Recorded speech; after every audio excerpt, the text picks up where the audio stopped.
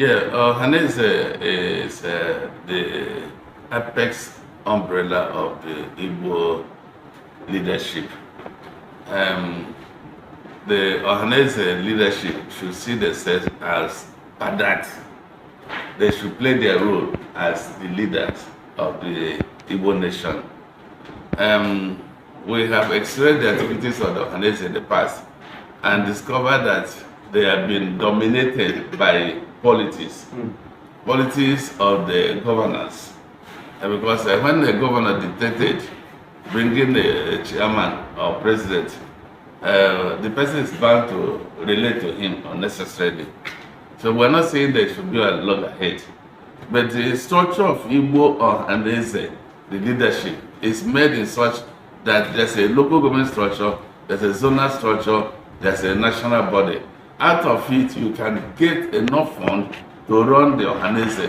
I want to emphasize that because he who pays the price tells the truth. If the Ọhaneze could be able to detach themselves from the governance and raise their own fund, they will get a level of independence. That independence will lead to checks and balances and the governance of the day. Because if the governor has given you pocket money, you will not have a voice to ask him to come and build the road, or look at this school, or look at the welfare of the people. So you feel that he has done well, when he has not done very well.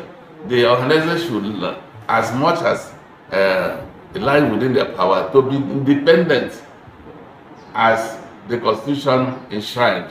So if they are independent, they will see funding coming from the areas they never expected. The Igbo sons and daughters scattered all over the world are prepared to fund them. So far, they will be the mouthpiece of the Igbo race.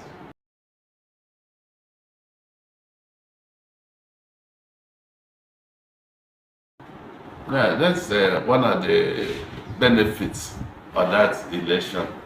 Sam Mbata, a foremost politician coming from the Igbo axis, from River State, becoming the president, gives an impression that the Igbo is beyond the four corners of the 5 states of Igbo land. And then we have credible people outside, and that will bring the Igbo unity.